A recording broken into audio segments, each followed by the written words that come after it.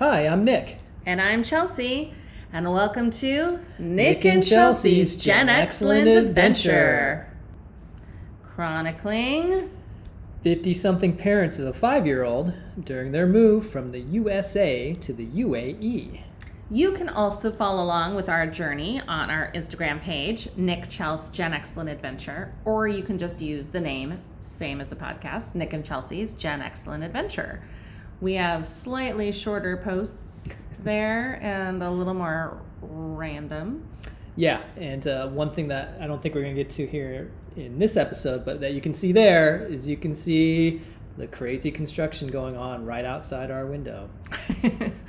It is really exciting, guys. Actually, it is weird and interesting and fast, but interesting to us. Anyway, so as the title of our episode might say, or you might know, Life is a Highway, suggests, this episode is going to be about cars, and specifically the one that we've been driving and the various quirks that go along with being a driver in Dubai. Yes. So we had a lot of things that we've talked about with each other surrounding cars, roads, process of doing all of those things here.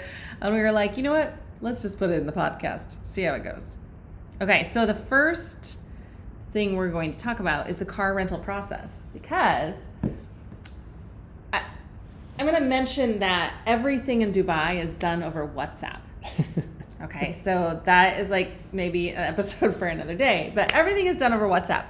And so I rented a car over WhatsApp, basically, when we first got here. We didn't have one for one day. We took a taxi on a couple rides. You can get a car seat most, but not all of the time. And I was like, you know what? No, we're not doing this all the time.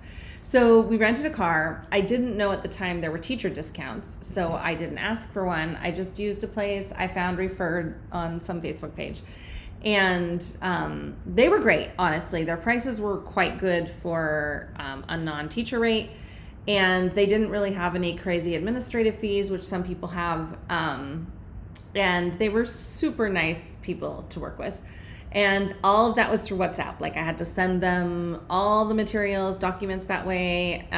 You send your passport, your driver's license, like you have to send all that stuff. And I'm like, okay, WhatsApp is truly secure, right? Because I'm just sending all this stuff. Like, right. If WhatsApp isn't good, then we are not going to ever have our identities ever again. Right. Because we've sent so many sensitive documents over WhatsApp for the process of moving here and then since being here. Yeah. So this is an episode about cars, but also about WhatsApp, apparently.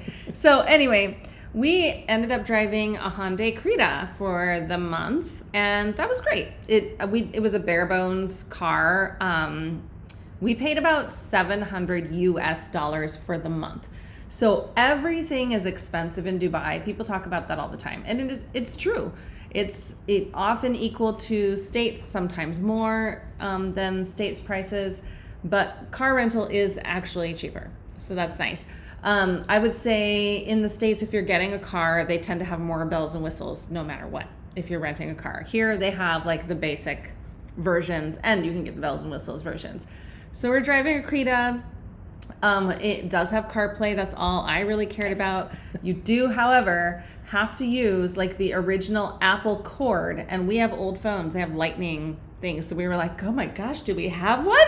Well, I mean, I guess. I mean, we brought a whole bunch of cords. I had a whole bag of various different Apple cords or USB cords or so forth, and I have no idea if any of those are actually Apple. It must be because it's working. And the other two we tried did not work. And then I got verification from our most recent car rental place that, in fact, yes, you do need an Apple cord. So we must have this one old Apple cord. We are very lucky.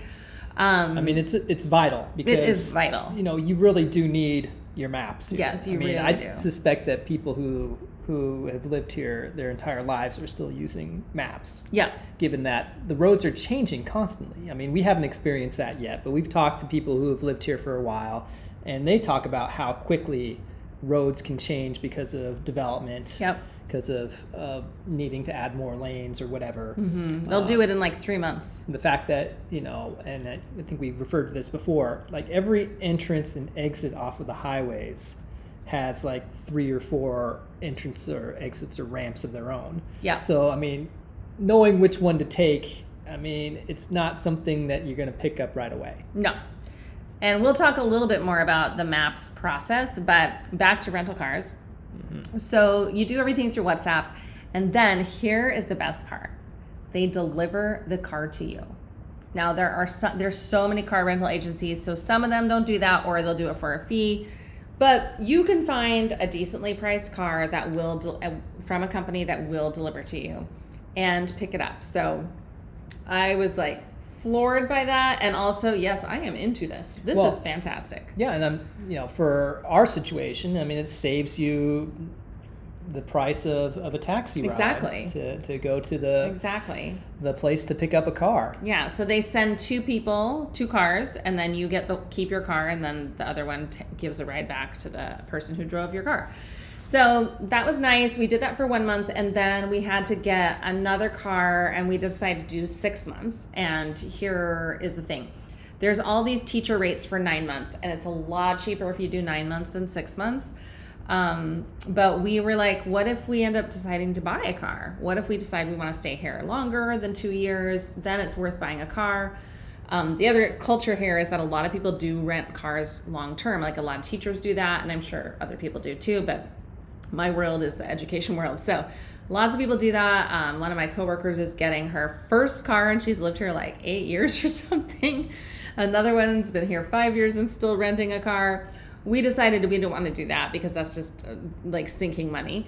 But we figured we'd know by March if we wanted to buy a car, if we're going to stay longer than 2 years. And well, I mean, there's a reason why that makes sense. I mean, the 6 months for us gets us to that March point. And Mm-hmm. why is it important for us to make that the point that we kind of make a decision? Because it's Ramadan, and apparently everything is on sale for Ramadan, especially cars. You can get much better deals. Also, what else can you do during Ramadan? Well, are you talking about the traffic fines? Yes, I am. Yes. So all the fines are like that you accumulate, and this will be the next part of this topic, are what, like half off? We don't Ramadan? know exactly. We just know they're cheaper, and people will wait to pay them until Ramadan when everything gets discounted, including your traffic fines.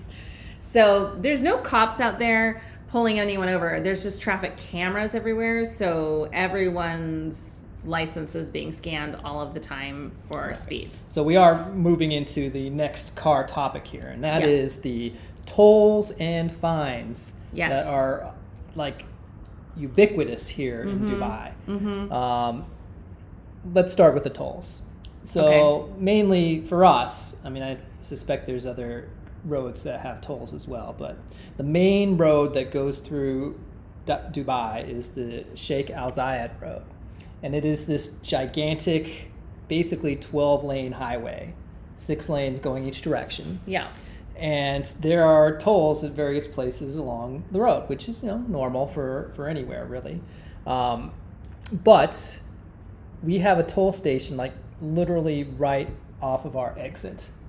So if we go on the Sheikh Al Zayed Road for one exit going north to get to the Mall of the Emirates, for example, we get our toll for that. And I actually don't even know what he's talking about, but he has said this multiple times, so I believe him. But I could not tell you where that station was. Mm-hmm.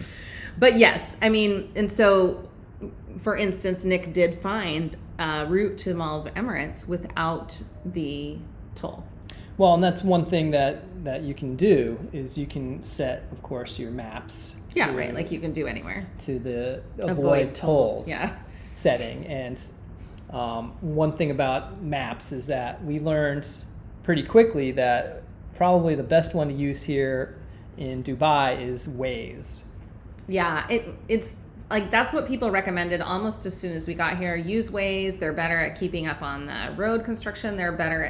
They let you know every time you're going to be fined for a toll. Well, I mean, they don't tell you that you're going to be fined. They just tell you where the cameras are. Right.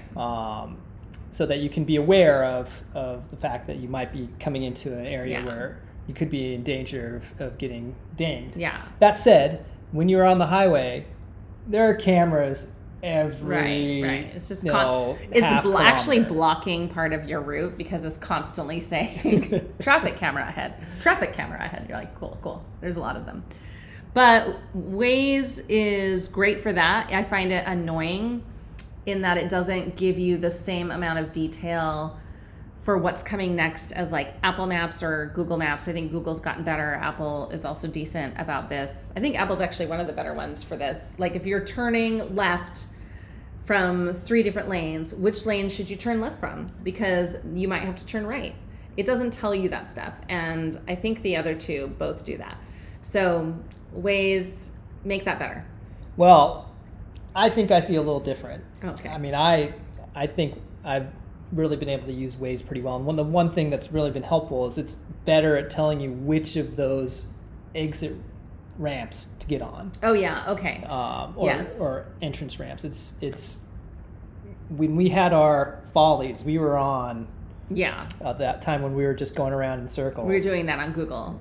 And I have not had that experience using Waze at all. Well, I had the exact experience I just mentioned last week, so I'm salty about it because I turned left from the left lane and there were 3 lanes, and then I had immediately to go right, and I could not do it because it was rush hour. I was so annoyed. Anyway, that will lead us to the next. Well, I mean, No? When we talk about fines, though, I mean, there's a lot of things you can fine for. I mean, the cameras are mostly looking at you for speeding, and that's pretty normal. I mean, that's not much different than what we would have back in the States, other than the fact that the cameras are much more frequent here. Yeah. But, I mean, there's a lot of laws, and we don't know them all. No, but I did get a handbook. Oh, but we... That's what I was going to say next.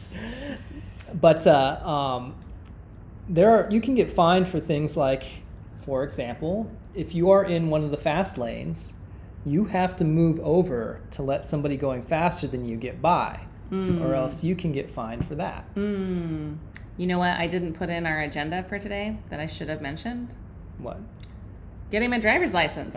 Oh, yeah. Right. That's what I was going to veer off into. And I was like, oh my gosh, it's not on the agenda. Okay. So I am going to talk about it. So one of the reasons I had to drive with Waze instructions in rush hour, because normally I would not be doing that, was to go get my driver's license. And this is like a 3-part situation. I got my Emirates ID, very exciting. There's a lot of things you can do now that I have that. And then I had to go get an eye test, like a vision screening. And you can't just do that at the license place. You have to go to an optician, and there's a bunch of them to choose from. And then you pay 180 dirhams in Dubai. It's cheaper in the other 2 Emirates. I think I mentioned that in Instagram. And then the next night I had to go and get the actual license. So I went down to the thing, security guard showed me how to do it and so forth. But getting there, it was in this I was in a government building. So there was they called it a happiness center. And then it was next to the police station. Happiness Center? Yeah, that's what it was called. The RTA Happiness Center, or Customer Happiness Center.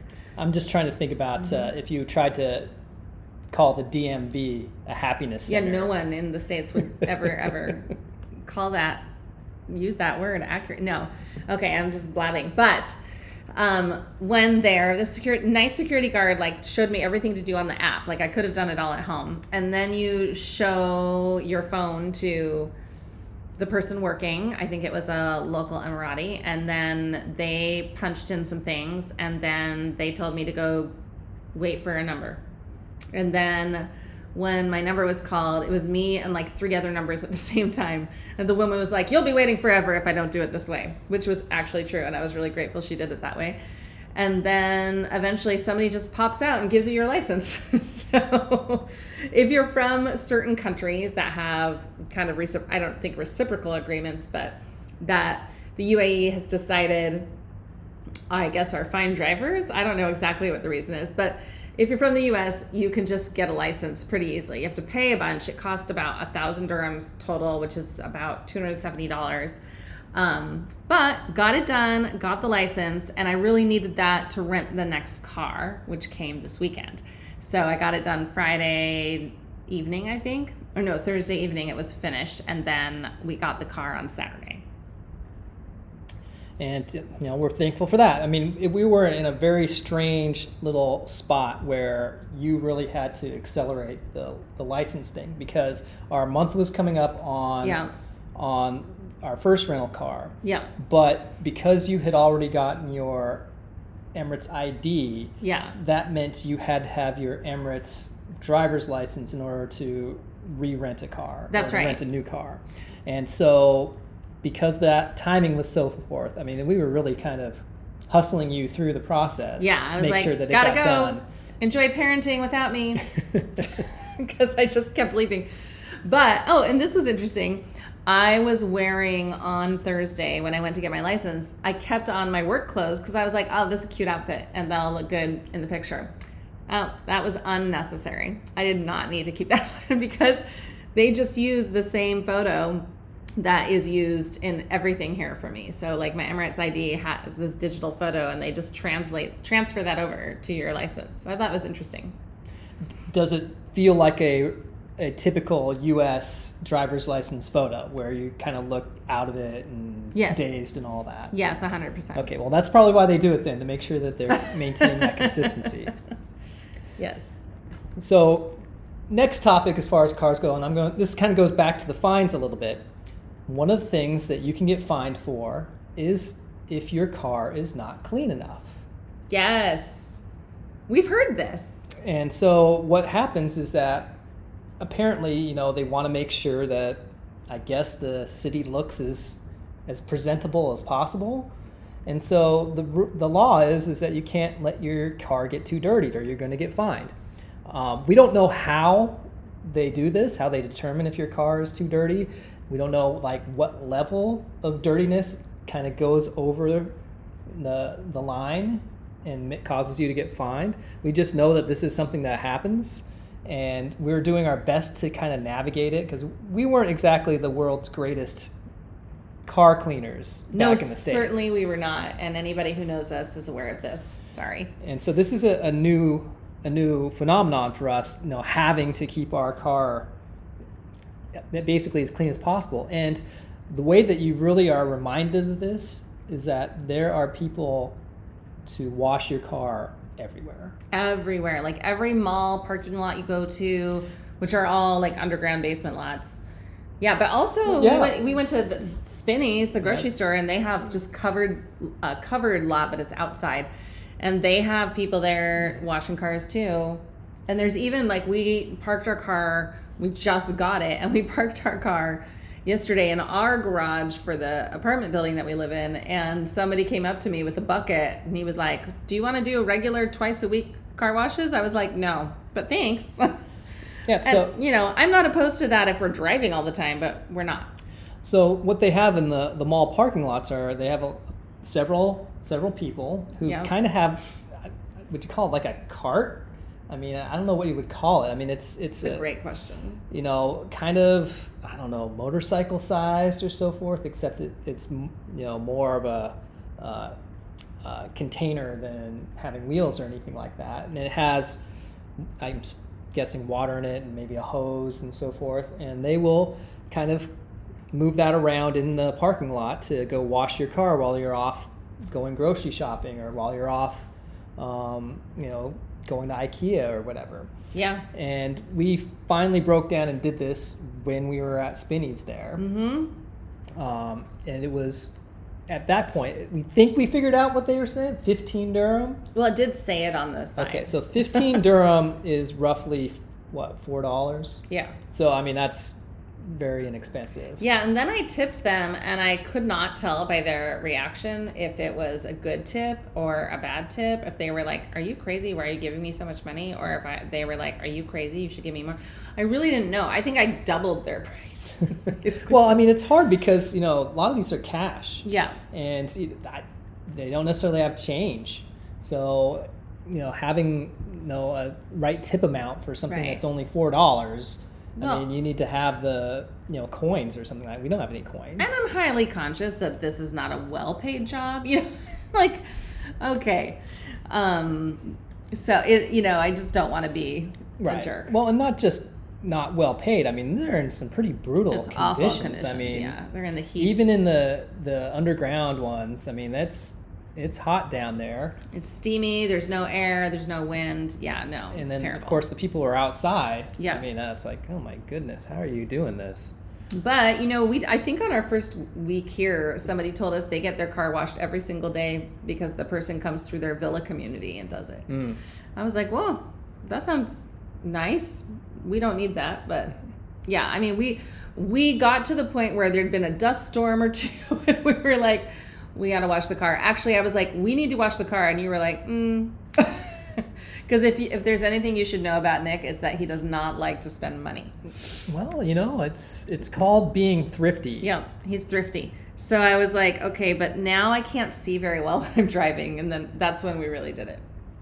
So anyway, we have one of the challenges is that we have no idea if we have been fined for having a dirty car, Right. for speeding, for We know about the doing so tolls; slow. those show right away. But because we're renting, if you have your own car, I assume you have an app of some sort that tells you what fines you have accumulated. But because we're using a rental car, it is being tallied up by the rental agency, and then they will take that out of the deposit. Yeah. And because of that, we went the first month. Who knows if we were violating anything? And we want to know. I mean, if I'm driving too fast or too slow or have too dirty car, I want to know so that I can make sure it doesn't get fined again. Yeah. And we have no idea if we are breaking the rules at all yet. Yeah, we're crossing our fingers. I don't think we've done too much speeding because we've been cautious because we knew about these fines. And then we also were given really good advice to not drive in the left 3 lanes of the freeway. It's not a freeway, the highway. Mm-hmm. Because people will drive crazy and weave a lot, and we're not doing any of that. So we tend to stick on the right 3 lanes, or right smack in the middle, I should say. And I would be surprised if we had a bunch of traffic fines. But I'm sure there are some things that we don't even know what the rules are. And at least that would let us know if there's something we may be looking for or not. That's because we should read the handbook they gave me, which we have not done yet. That was sent to me electronically after I got my license. I was like, oh, okay, cool. We should look at this. We were kind of told that, that's part of the culture of how the government sort of is able to generate revenue is through these traffic fines. Yeah. And speaking of revenue or paying things, parking.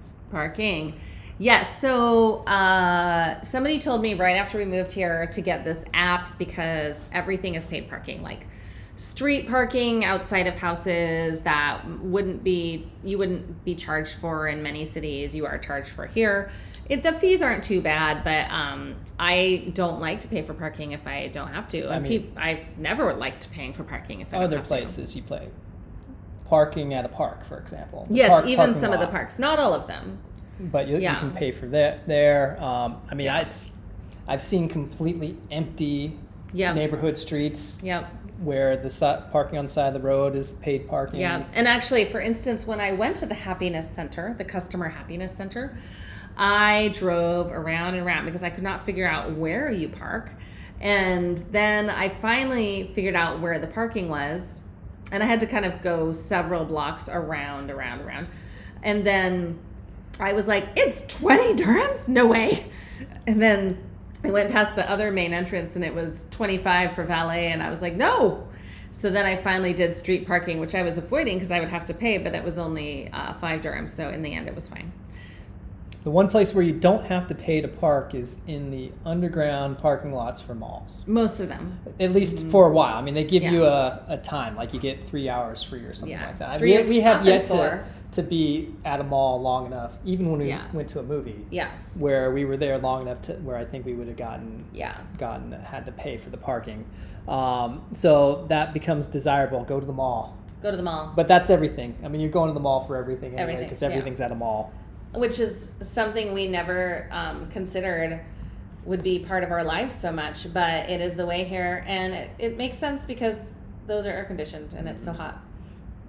Okay, so let's kind of have a little pivot, segue here. A little pivot.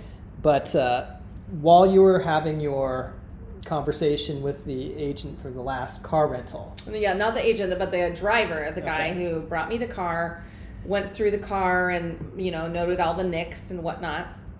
And we got another Hyundai Creta, but this time it's red. And he then started talking to me about the school I work at and the CEO of the school. And I kind of understood what he was saying. And then he started telling me that he was from India and he named this particular area of India, and I could not understand him. And he said it a few times and I still was like, oh my gosh. And he was talking so fast. But it just reminded me of my stupid American side and how much I struggle with accents sometimes. Yeah, that's the point, is that when we came here to Dubai, we knew that English was a major language here. And one of the things that made it appealing to come here in the first place was the fact that we knew that we would be able to communicate. And we have been able to communicate.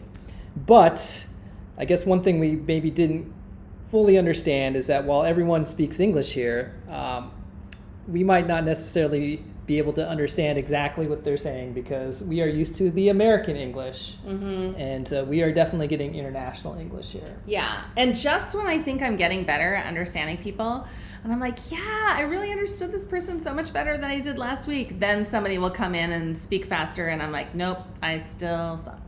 I'm still terrible at this. I mean, one of the things that's really become crystal clear to me is that it's easier to understand somebody's accent when you're talking in person than if you're talking on the telephone. Yes, definitely. Like when I tried to call the place for what was it we were trying to do? It was getting some visa information for T and me. I talked on the phone and, I don't know. I could not You're understand like, I don't know things what you said. I mean, I played it off like, okay. And then it's like, yeah, I really don't know what they said. I'm going to go in person. That's like I did with the rental car guy. I was like, yeah. Wow, that region. Wow, there's a lot here in Dubai from that region I can't understand. When I've talked to security in the building here, Yeah. it's been, and they're the nicest. Yeah, having to be ask them 2 or 3 times to repeat themselves. And then you just feel like a jerk. And especially because I am pretty certain they understand us better than we understand them. Yeah. So For sure. we're going to have to continue to make sure that we are perfecting the ability to understand the accents here. Yep. And then there's also, it's not just the accents, there's also terminology. I mean, there's things they talk about or the way that they describe things that is different than what we do in the U.S., which is, of course, normal. I cannot think of an example, but I'm I gonna know give they you one. exist. Okay. So when I was off getting the first rental car washed and detailed before turning it back in, I went to this kind of drive-through car wash. So it wasn't one of the ones where they just have the people in the parking lots. And the person who was working the line came over and said something about application. And I'm like, do I need to fill out an application in order to go through the drive-through here? And I said no because I was like, I guess if you don't know, just say no. And as I was kind of under the thing that was going over the car washing it, I kind of realized, I think it meant the upgrade to getting wax on your car. Oh. The application of an extra soap or the wax or whatever. Okay, that makes sense. And that just isn't the way that I'm used to hearing it. Mm-hmm. So, I'm also guessing. I don't 100% know that. That was my kind of trying to figure it out on the fly. Maybe somebody listening has been to Dubai and is like, I know, I'll help you. But yeah, so it's the accent, it's the terminology, it's everything, and it's one of those things that just we're going to have to get used to and learn as we're here. Yeah. Okay, so moving on to the end of our podcast, basically, we'll do our final segment. Well, really, it's our only segment of Excellents and Boguses. Yes, so our little moments of ups and downs from this last week or period since the last episode that we had. And, of course, a nod to Bill and Ted. Always. So let's start with you, Chelsea. What's your excellent from this past week? My excellent is still related to the car theme because T and I went to this play area at a mall downtown. I actually didn't know it was downtown because I was just in a hurry to leave. And we got there successfully, which is fine. We were on the freeway because the toll, it was going to cut the time in half. So we used it. But on the way back, we went not through the toll highway. We went a different route. And it had so many twists and turns, and I didn't get lost once. I was so proud of myself. I didn't miss a single exit. So, yay. Very good. Thank you. That is a real accomplishment. It is. Okay, so okay, what's yours? Let's see. So my excellent from this past week is going to be from last weekend, and we went and visited a cat cafe. Yes, we did. And those of you who follow us on Instagram will have seen a little bit of footage from there. Kinda. Or at least know that this was a thing. Yeah, I mentioned it briefly. And so I don't know if you know what cat cafes are, but it's basically a coffee shop where they have a room with a bunch of cats in it, and you can drink your coffee with the cats. Yep. And the big thing with this is that we do not have our cat Alki with us here. Yes, we're very and sad we're about sad that. about that. And T is definitely sad about that. Yeah.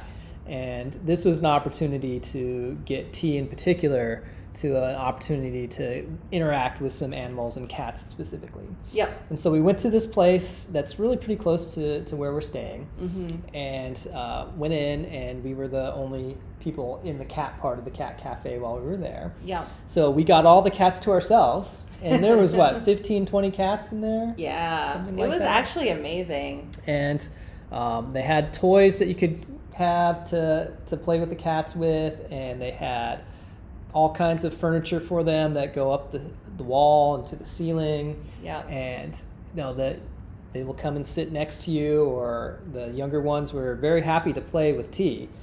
One of the workers kind of pulled out the right wand for T to use. And showed him how to use it in a And way to then- get the cats interacting. Then he was just thrilled to be able to get some cat interaction. I mean, he really was. It was good for the soul, for sure, for all of us, but especially watching him just be thrilled to be interacting. And he's good with animals, pretty much. Well, mainly, especially cats. But yeah, it was good for him. Good for all of us. It was a little stinky because that's a lot of cats, and the litter was, in a different room, but still. But the drinks were good, and yeah.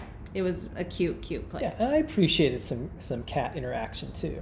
Yeah. We've there's a lot of cats here. I mean, especially feral cats in Yeah. the parks and stuff that we see. But we've been told not to pet the cats that are feral. Right. You never know if they're going to have ringworm or something. So these were all like well taken care of cats in a cafe. Yeah. that wasn't an issue. The whole point is to pet them. So getting some chance to pet some cats, that Yeah. was my excellent of the week. Yeah, that was awesome. Okay, so on to boguses. Yeah, what do you got for us? Okay, so my bogus is for several months of the year, there is very limited outdoor play opportunity. And our kid really thrives in outdoor play. Did an outdoor preschool before we moved here. If he was in a bad mood, take him outside. And that is just so hard to do here because if you're not out there by like 7:15 a.m., you are just really struggling. You can't be out very long.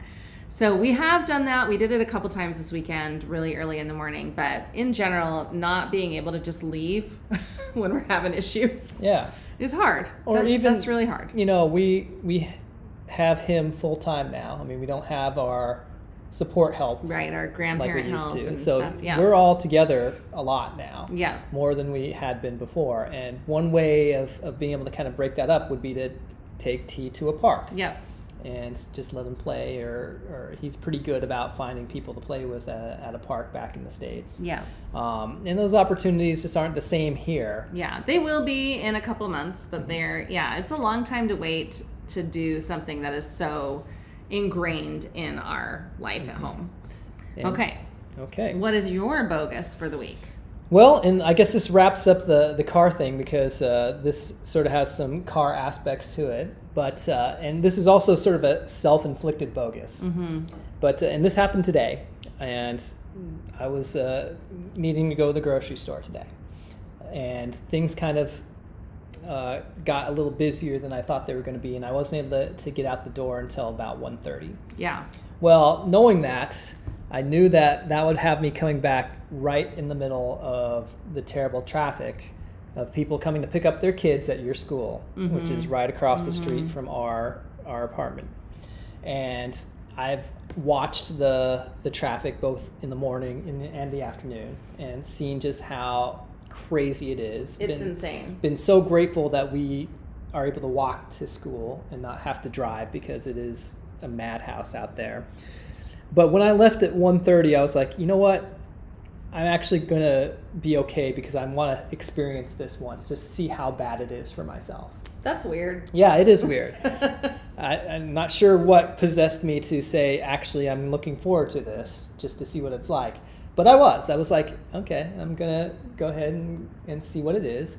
So the grocery store that I went to is literally 2.5 kilometers away from where we live, in a straight line. I mean, it's not a straight line when you're driving there, so it takes 10 minutes to get there. But it's very, very close. As I was getting ready to leave the store to come back home, the map says 20 minutes to get home. And I'm like, oh, well, that's a lot longer, but it's not too bad. It should be all right. So I'm going, and it's staying there at about the same 3:13 arrival time or so. And then I hit this dead stop on one of the side streets. And then suddenly it says, updating your time. Now it's 3:21.